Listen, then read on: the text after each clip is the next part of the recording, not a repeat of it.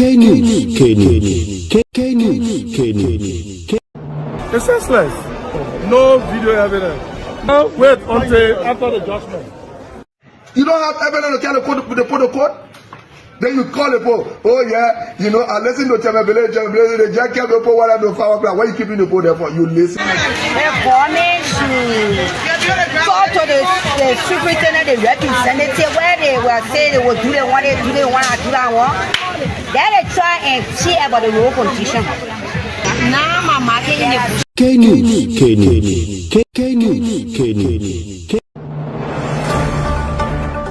From the witness testimony today, I know I'm innocent. A police officer who goes to the bathroom 7 different times, testifying lies in a car.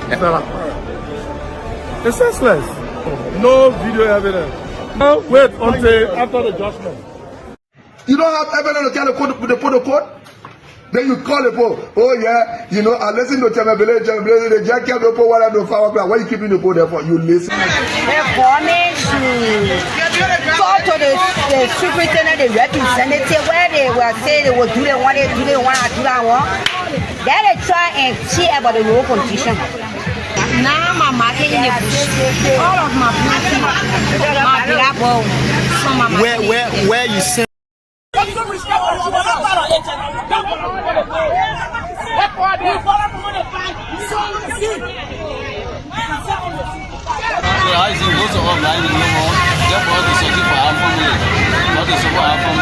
Embarrass us on the former president, we are regime. But since the government took over, we don't have freedom in real life. It's a great challenge for us as a motorcycle company. We've gone in real life to say we are failure or foreigner.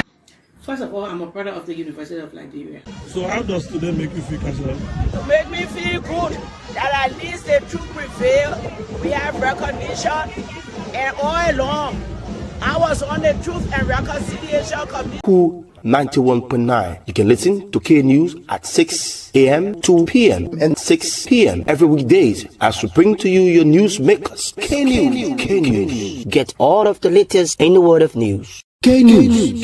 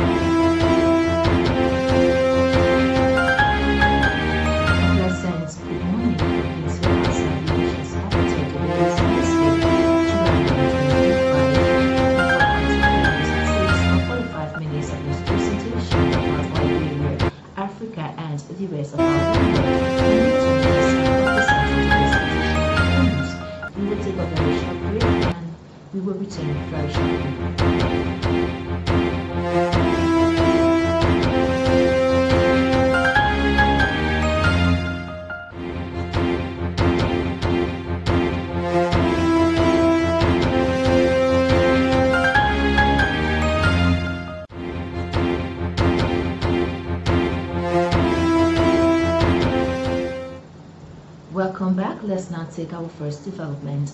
House Speaker Richie Nangui-Koon has pledged the full support of the 55th Legislature for the establishment of the War and Economic Crimes Court in Liberia. Speaker Koon has assured the Office for the Establishment of the War and Economic Crimes Court that the legislature will do in its power to ensure the establishment and smooth operation of the court. It can be recalled that on May 2, 2025, President Joseph Yoman Boakai renewed Executive Order Number 131, which was issued on May 2, 2024, with Executive Order 141 for the establishment of the Office of the War and Economic Crimes Court in Liberia and committing $2 million to fund the operations. The move followed reports that the Office of the Court was operating on a shoestring budget of $313,000 and facing difficulties obtaining timely disbursement from the Ministry of Finance and Development Planning. However, the office has faced major obstacles that have hindered its ability to operate effectively. To this end, Speaker Koon committed the legislature's support for the court during a high-level dialogue and working session on Tuesday, July 8, 2025, between OWECCL and Liberia's integrity institutions. Speaker Koon reaffirmed the legislature's commitment to offering the necessary legal, financial, and oversight support to fast-track the office work. In the same vein, Speaker Koon has revealed that a draft bill is currently under review in plenary which proposes the creation of a special anti-corruption court dedicated exclusively to trying corruption cases. According to Speaker Koon, plans are on the way to elevate the existing asset recovery and property retrieval task force in a fully established anti-corruption agency.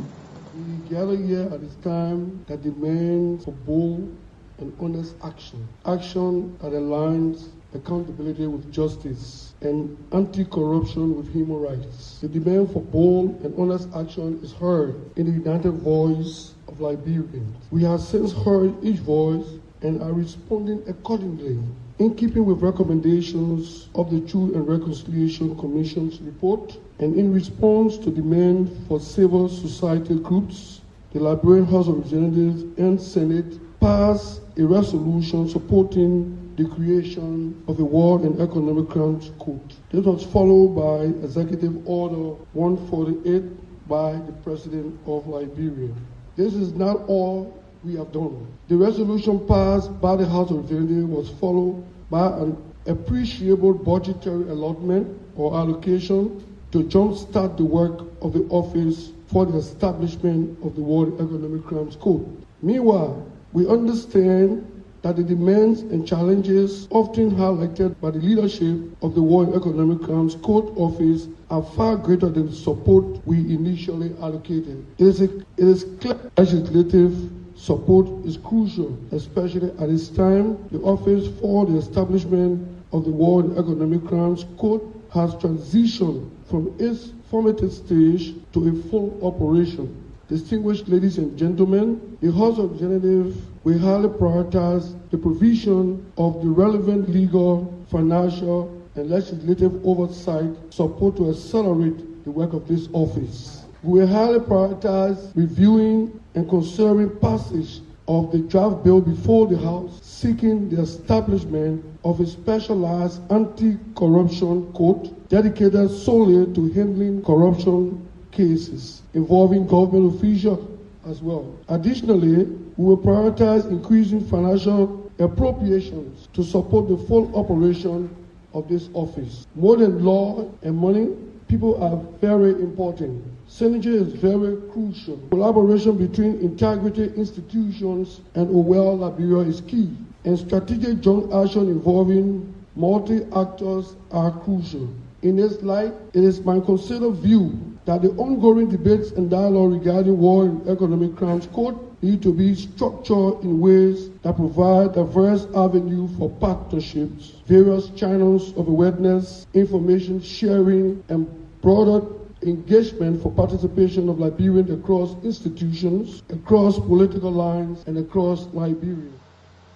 His House Speaker, Regina Mikunde, pledging the full support of the 55th Legislature for the establishment of the War and Economic Crimes Court in Liberia.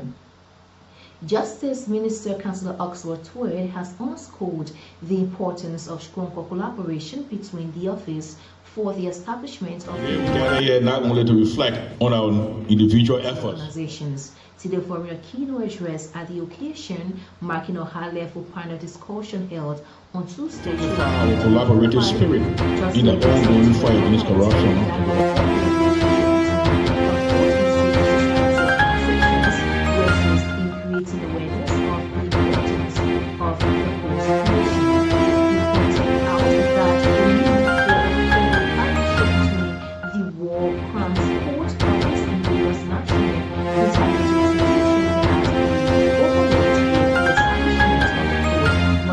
To fruition. Councillor were noted that fostering transparency and accountability in the justice system cannot be achieved without the involvement of civil society stakeholders. The Justice Minister has at the same time recommended the creation of a former inter-ministerial coordination framework between the court and national intelligence authorities. Today we gather here not only to reflect on our individual efforts, but to fortify our collaborative spirit in the ongoing fight against corruption and to uphold human rights in Liberia. As the Minister of Justice, I'm keenly aware of the daunting challenges posed by corruption, particularly regarding cases linked to our nation's past civil conflicts. It is within this context that I wish to highlight the essential role of the Ministry of Justice in advancing our government's commitment to combat corruption through integrity institution and the Office of the War Economic Crimes Code for Liberia. By leveraging our collective strengths, we can ensure that all stakeholders are united in the shared objective of fostering transparency and accountability. I recommend that we establish a formal framework for regular interagency meetings to coordinate our efforts, enabling us to share resources, expertise, and best practices, thereby creating a cohesive strategy to dismantle corruption and reinforce human rights protection. Moreover, it is very crucial that we review and familiarize ourselves with the various mandates, acts, and executive orders that guide our various institutions. This assessment will help us pinpoint areas where we can improve our collaboration while avoiding overlaps or duplication of functions. Let us be deliberate in detailing our respective roles to ensure a streamlined approach to justice, one that prioritizes human rights while advancing our anti-corruption efforts. Additionally, we must address the misconceptions and concerns around His Justice Minister Councillor Oxford Tweed there speaking. The government of Liberia has confirmed a landmark mineral agreement valued at US $1.8 billion with the American-based High Power Exploration HPS company headed by billionaire investor Robert Friedland. Information Minister Charlie McPherson disclosed during the Tuesday, July 8, 2025 edition of the Ministry of Information, Cultural Affairs and Agency that the deal was formally signed and is now headed to the legislature for approval. The agreement is centered on the development of Nima Iron Ore project with plans to revamp critical infrastructure including the Yekepa-Bikana Highway to wrap up mining operations in northern Liberia. More than just a mineral deal, the agreement is being hailed as a potential economic game changer, with projections suggesting it could create thousands of direct and indirect jobs for Liberians. The government says the influx of employment opportunity will cover a wide range of sectors including mining, logistics, administration, environmental management, and skilled labor. Considering Liberia's high rate of unemployment, the soon-to-be finalized HPX project is being touted by the Waka-Kun administration as a critical pathway to sustain job creation and national economic recovery. According to Minister Pierre, the mineral-rich Nimba Belt, long underutilized, could now become a heartbeat of a revitalized economy if the agreement is properly executed and monitored. He emphasized that the government is keen on transparency and accountability as the country moves towards legislative scrutiny. Since 2024, but a real access agreement that will enable the transportation and shipment of iron ore from Guinea through Yekepa to Bikana. The concession and access agreement, if eventually ratified by the national legislature, will see the investment of about $1.8 billion in Liberia. And this will open tremendous economic opportunities for the country and is consistent with the government's multi-user rail policy. The concession and access agreement also considers Ashuba-Bita's rights and privileges under the current Mineral Development Agreement, NDA, which also provides for a multi-user framework for the Yekeba to Buchanan Railroad. The signing by the Inter-Ministerial Concession Committee, IMCC, is consistent with the PPCC Act. Now, what happens now that the instrument was signed by IMCC? The instrument will now go through its power, which is a long process, before it can become a formal contract that obligates the state. And here are the steps. The IMCC negotiates on behalf of the government, consummates the signed instrument, which they've done. The IMCC, through the National Investment Commission, transmits or submits the instrument. What if the legislature does not ratify the instrument submitted? The voice of Information Minister Charlie McPeer. The Solidarity and Trust for New Day stand has condemned Police Inspector General Gregory Coleman for what it calls reckless and misleading statement intended to undermine the planned July 17 Enough is Enough protest. STAN's National Chairman Moba Modu accused Coleman of fabricating claims that protest organizers failed to notify the Ministry of Justice and that some protesters might be armed. Modu described the allegation as false, defamatory, and politically motivated. According to STAN, a formal protest notification was submitted to the Ministry on July 4 in line with Article 17 of the Liberian Constitution, which guarantee the rights to peaceful assembly. The group also said that copies of the communication were shared with media allies to ensure transparency. Solidarity and Trust for a New Day categorically condemns the dangerous and misleading statement made by Inspector General Gregory Coleman. His unfounded warnings issued under the pretense of security represent a thin-veiled attempt to disrupt the constitutionally allowed or protected Enough is Enough protest scheduled to be held on July 17, 2025. By falsely claiming that protest organizers did not inform the Minister of Justice and insinuating that participants may be armed, Inspector General Coleman has resorted to dangerous misinformation campaign. These fabrications are clearly designed to incite fear, to delegitimize a peaceful protest, and justify potential violent crackdown against peaceful civilians. In the face of Gregory Coleman's deceitful fabrications, it is astonishing that the Inspector General will pretend ignorance of the fact that on July 4, 2025, we formally served notice to the Minister of Justice, fully in compliance with Article 17 of the Liberian Constitution. This notification was also circulated widely to national media outlets to guarantee full transparency in our commitment to at all times. Meanwhile, STAN has reaffirmed its commitment to a peaceful and lawful demonstration, warning the government against attempts to disrupt it. STAN Chairman Moba Modu said any effort by government operatives to infiltrate the protest or incite violence will be met with lawful citizens. It's stern warning to the Liberian National Police.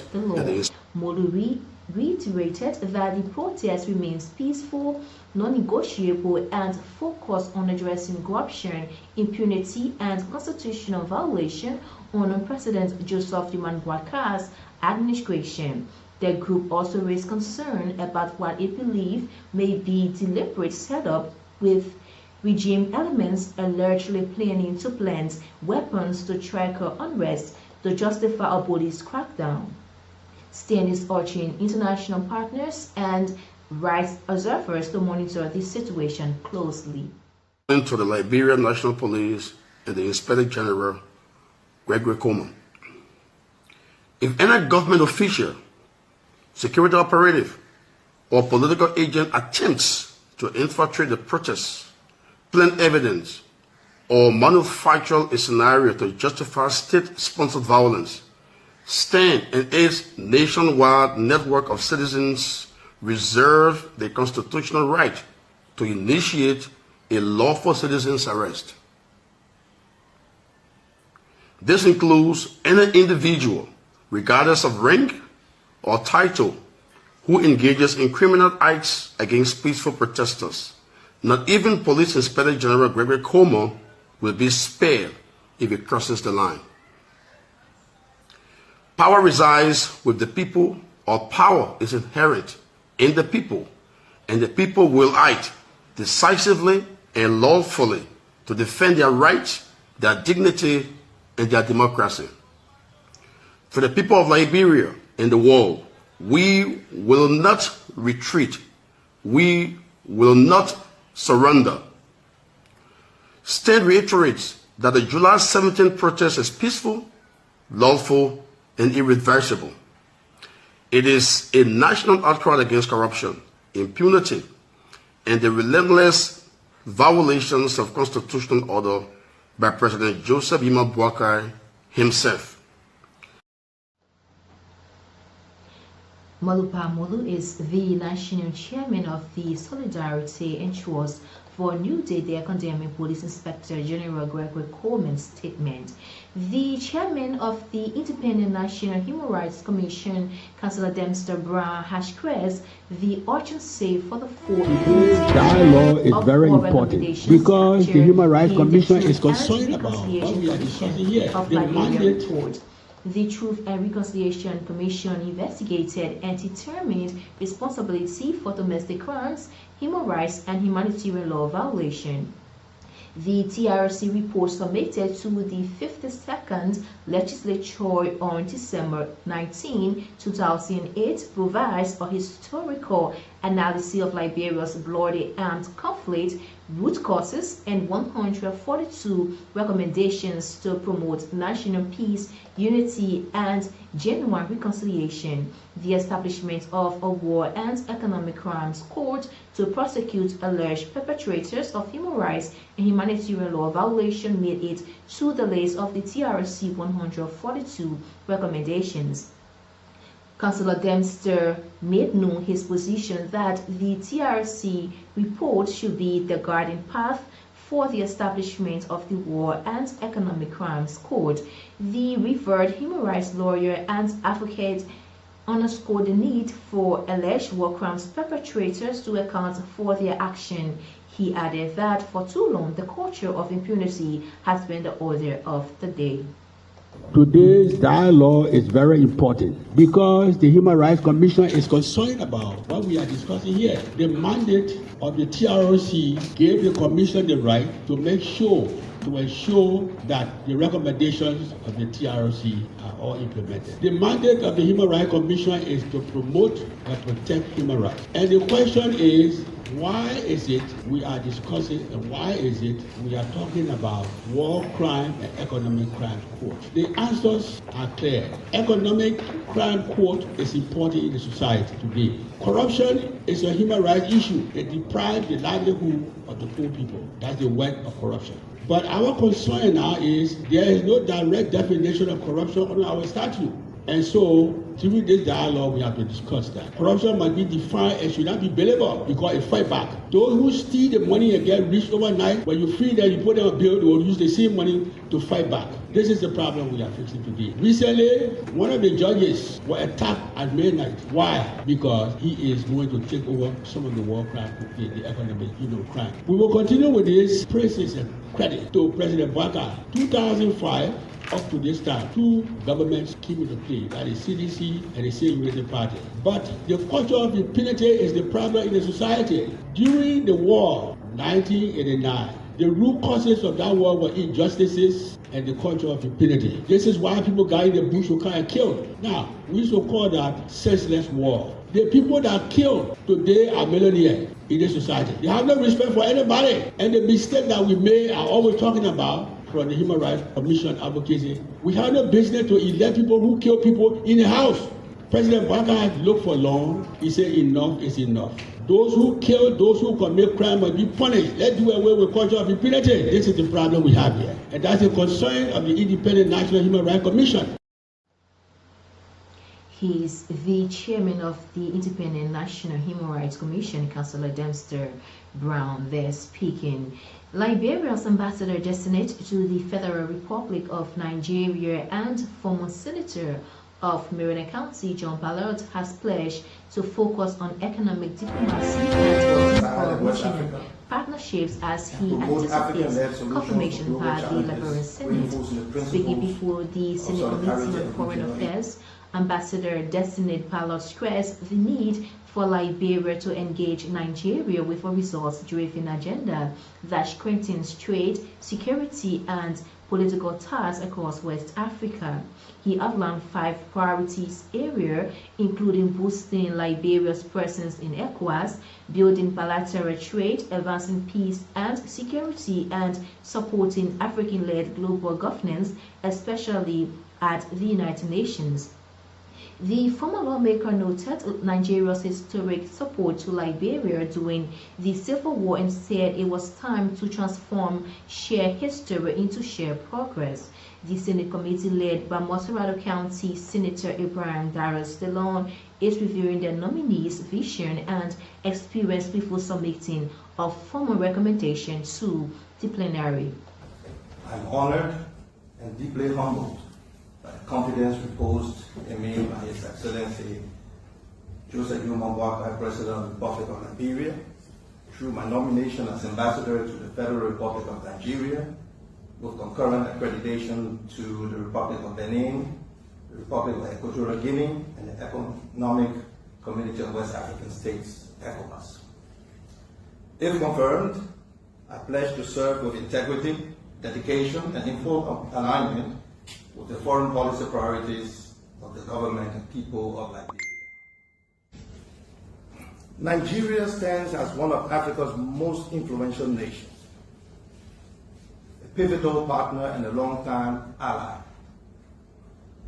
During Liberia's darkest years of civil strife, Nigeria stood with us, deploying peacekeepers, offering sanctuary, and supporting post-war recovery. Our shared history compels us to forge an even greater partnership. If confirmed, my vision as ambassador will be anchored on the consolidation and strengthening of Liberia's relationship with Nigeria, as well as Benin, Equatorial Guinea, and ECOWAS, with a focus on 5 core areas. Additionally, from Liberia's seat of the United Nations Security Council, I intend to work closely with Nigeria and ECOWAS states in furthering our own directives and vision of Liberia, to champion Africa's stance on the Security Council, to enhance peace-building priorities against the Sahel, across the Sahel and West Africa, and promote African-led solutions to global challenges, reinforcing the principles of solidarity and regional agency. He is Liberia's ambassador designate to the Federal Republic of Nigeria, John Ballard, there speaking. The Liberian National Police is urging organizers of a planned July 17 protest to strictly adhere to legal procedures by obtaining the necessary permit from the Ministry of Justice. Police Inspector General Gregory Coleman draw closer to July 17 protest date. Today makes it 10 days from that date. We have asked planners to engage with the Ministry of Justice, get a permit, and inform law enforcement as to routes in. Colonel Coleman also advised those planning to bring along deadly weapons to desist, as the police will be on full alert to see any threats to disturb the peace in the country. According to Colonel Coleman, the police will be on standby and guard the protest in order to prevent violence and protect those who will not participate in the protest. Draw closer to July 17 protest date. Today makes it 10 days from that date. We have asked planners to engage with the Ministry of Justice to get a permit and inform law enforcement as to routes they intend to take so that we can provide the adequate protection. Up to today, we haven't seen any such engagement. However, we want to reaffirm our commitment to the democratic process that will provide the adequate protection necessary and will do whatever we can to ease the burden of those who will not be a part of the protest and will have to get to town. So as soon as we understand how and where they intend to gather, we'll continue to communicate with the public. We're asking everybody to keep tuned to our social media pages, to other radios and stuff, and we will be able to communicate adequately. But I would like to encourage each and everyone to go about their normal basis. Protest in this country has become a routine issue. So it's not something that say, oh, we're going to ask you to stay home and stuff like that. School remains open. Children can move back and forth and go to school freely, and people can go to work, and everyone can continue their normal business. Like I said, there could be some disruption in the traffic, but we try to minimize the inconveniences through whatever means possible. To the planners, we are your police. Those who intend to exercise those rights. Constitutionally, it is your right by virtue of the Constitution, and it is my hope that those rights remain within the confines of the law. We will be there to protect, we'll be there to guide, and we'll be there to maintain law and order. In the event where it goes violent, we will restore order immediately within the confines of the law. I want to admonish the general public that the Liberia National Police is a guardian, not a warrior, and we will do everything within our power to protect the Liberian people. Those who are planning the protest, it is my hope that you have spoken to those who are going to be involved and ask them to remain peaceful and do not vandalize people's property, because anything that goes wrong, you, the planners, will be held responsible. I just hope you understand the responsibility that comes along with it and make sure that you're able to guide the process properly. There will always be people who have got nefarious intent, even in the best of planning. So to those of you who have got your illegal weapons at home and planning to bring it to the protest, please leave it. Please, don't bring it. He is Police Inspector General Gregory Coleman there speaking.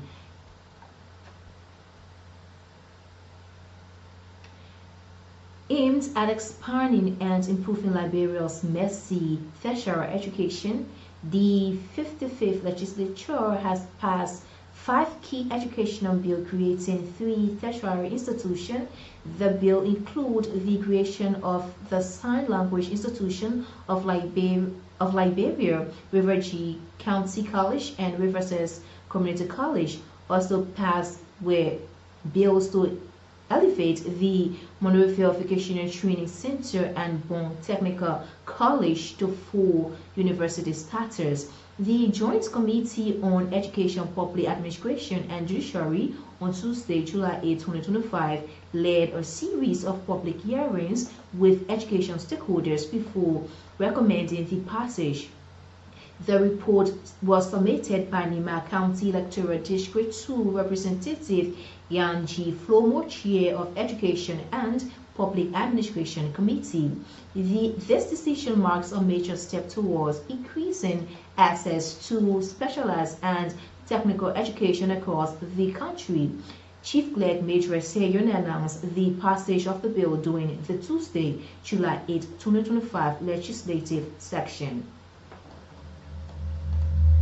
Public hearing was convened by the House's Committee on Education and Public Administration to gather opinions, feedback, and recommendations for stakeholders regarding a proposed bill to elevate Bon County Technical College to Bon County University. The hearing was held in the Speaker's Conference Room, Capitol Building, Montserrado County, and included representatives from the education sector, Montserrado County, and included representatives from the education sector, civil society, student leadership, and the general public. The purpose of the bill. The bill seeks to amend the establishment of Bon County Technical College, transforming it into Bon County University, with the authorities to offer undergraduate and graduate degrees programs across multiple academic disciplines. The bill will upgrade Bon Technical College to a fully accredited public university, thereby its higher education capacity and academic delivery and regional development in Central Liberia. Accreditation. Ensuring the new university meets National Commission on Higher Education standards. 2. Staffing. Need for qualified lecturer and administrators. And 3. Phase implementation. Importance of a gradual structure upgrade process. 6. Committee observation. The proposal enjoys overwhelming support from the local community. 2. The institution has demonstrated academic maturity and regional relevance. 3. Strategic planning and resource mobilization are critical to successful transition. And 4. There is a need for close collaboration with the National Commission on Higher Education. Recommendation. The committee recommends passage of the bill with amendments to include a 5-year development plan, mandate a transition oversight body involving BCTC, MOE,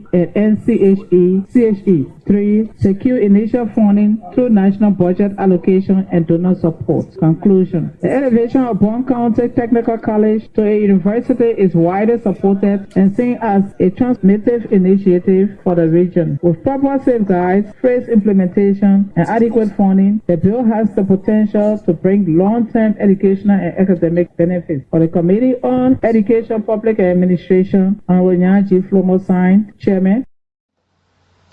She's Chief Clerk Major Sayon there speaking. Well, if you're just joining us, it's a reminder that you are listening to K News at 6 of 45 minutes of news presentation that brings you the actual voices of the newsmakers here on the station. My name is Munifesta Cole. Keep following us as we bring you more local and international development. Let's now bring you this development.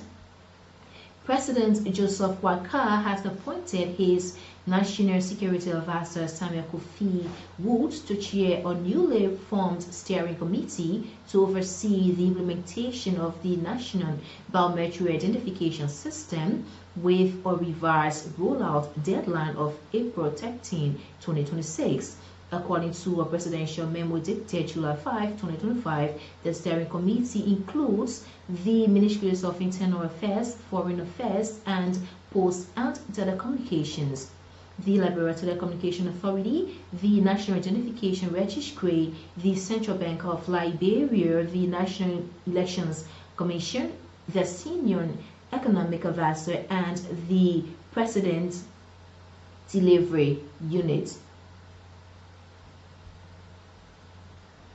Scores of community dwellers in the commerce hub of West Waterside has expressed serious frustration over the filthiness of the environment. Was the money by the government and the tagging being here and not been removed. So we are calling on Tuesday, July 8, 2025, the Waterside residents in District 7, Mossorado County, alarmed that the mounting pile of dirt in the area exposed them to contracting common diseases.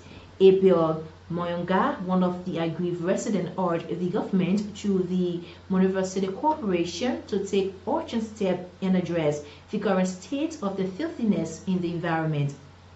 He emphasized that the filthiness of the environment has over time endangered their health and well-being. Moyonga noted that the area as a commercial hub places food purchaser and consumer at risk. The Waterside Market community dwellers want the government to speedily implement measures and eradicate the disturbing waste so as to ensure the safety of their health. But since they play with the money by the government and the tagging being here and not been removed, so we are calling on NMA and MCC to see how best the debt can be removed. But most of the people that sell in the market, even the community dwellers, sometimes overnight, we can just see the deck here in the morning. You will not know who bringing the deck, but in the morning, you will just see the deck in a place. So there's a situation we are faced with. So the deck getting rotten every day, every time the deck getting rotten and adding up. And the same people that can come sell in the market, they eating. And they fly from the deck and the food. So it affects the growth and the health of people. That's a fun question. Thank you. In short, just to add up, we'll call on MCC and NMA to help us because the toilet in question is under the supervision of MCC. Right. Now they drag it from up with the machine and bring it here. They take some from there. They push the ballon on the packet. From that place here, the people coming from the main hall, the downstairs, and the upstairs. It cannot be faced up to now. And they're paying government revenue to government tax. They are residents of the Waterside community there speaking. And now for this development, the Joint Public Accounts Audit and Expenditure Committee PAC of the National Legislature has concluded its review of 12 audit reports from key government ministries and agencies, revealing millions of United States dollars in undisclosed expenditures and significant financial improprieties. The findings, based on reports released by the General Auditing Commission (GAC), were formally submitted to the plenary of the Liberian Senate under the signature of PAC co-chair Senator Amara Conan. The PAC comprises lawmakers from both the House of Representatives and the Senate, and is mandated by Section 4.2 of the GSC Act to conduct hearings and provide recommendations to the President based on audit outcomes. The audit reports over the Liberia Water and Sewer Corporation, the Cote d'Ivoire, Liberia, Sierra Leone, Guinea Rural Electrification Project, the National Bureau of Construction, the National Disaster Management Agency, the Liberia Opportunities Industrialization Center, the Bon County Development Fund and Social Development Fund, the National Road Fund, the National Fisheries and Aquaculture Authority, the Liberia Road Assets Management Project, the National Transit Authority, and the Central Bank of Liberia. According to the PSC, these audits were thoroughly reviewed during a technical retreat conducted in collaboration with the Auditor General and his team. The review confirmed numerous irregularities, including failure to reconcile bank transactions, unauthorized payment to third parties, unsupported expenditures, discrepancy in bank overdrafts, and mismanagement of funds allocated for disaster relief.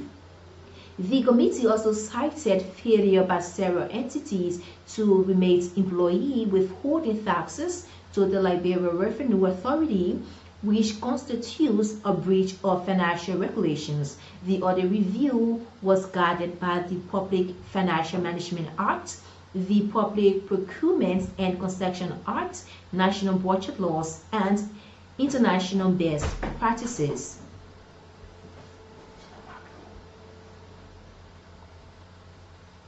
The Joint Committee on Compliance and Construction Review of the House of Representatives has adjourned its legislative hearing with Asala Meta Liberia.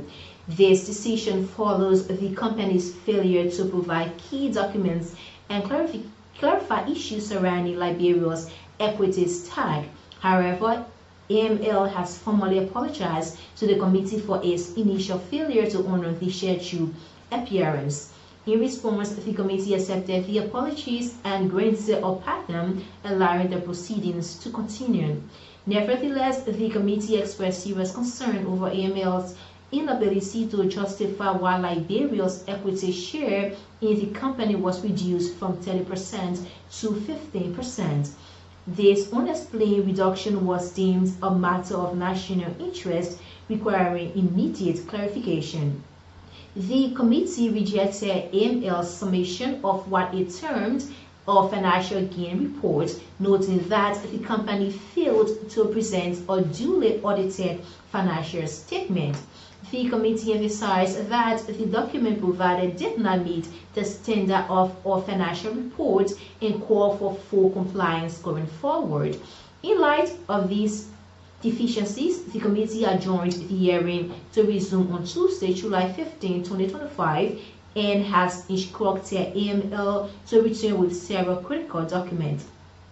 These documents include an audited financial statement, board resolution authorizing the reduction of Liberia's equity from 30% to 15%, list of corporate social responsibility initiative undertaken by AML, copy of the contract between the University of Liberia and AML, and the company's current Orkan, the hearing was presided over by the representative for the E Family of Mon County Electoral District 7 and co-presided by Grand Gila County District 1 Representative Jeremiah Soken. The House of Representatives Communication Bureau Chief Robert Benjamin Hayes provides more detail.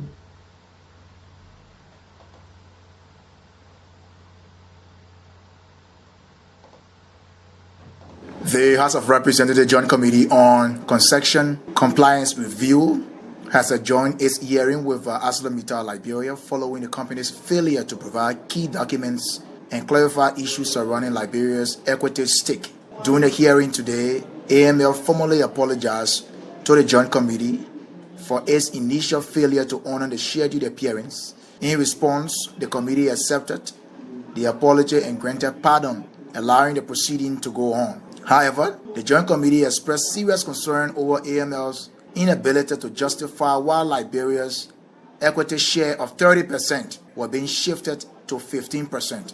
This unexplained reduction was deemed as a matter of national interest, requiring immediate clarification. Distinguished member of the Fourth Estate, furthermore, the Joint Committee rejected AML's submission of what a term as a financial gains report, noting that the company failed to present a duly audited financial statement. The committee emphasized that the document provided did not meet the standard of a financial report and called for full compliance going forward.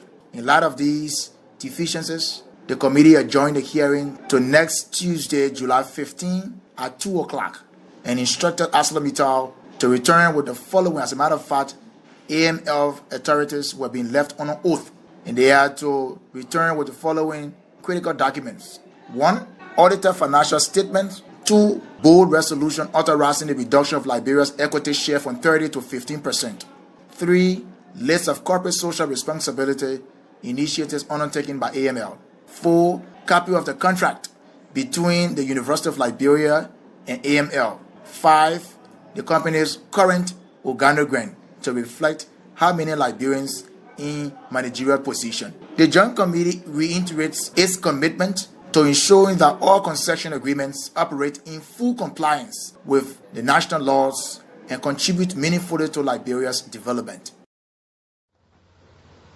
Robert Hayes is the House of Representatives Communication Bureau Chief there speaking. And now for foreign development, South Africa's President Cyril Ramaphosa has opposed what he calls the unilateral higher trade tariff imposed on his country by the U.S. U.S. President Donald Trump has stated that he will subject imports from South Africa to a new 30% tariff from August 1. It's the country of Sub-Saharan Africa that Trump singled out in his announcement, reflecting the strained relationship with Ramaphosa's government. With the U.S. has been unfortunately far from acceptable. The 30% tariff is not an accurate representation of available trade data. Well, this is how news many things to the production team and those who currently happening when it is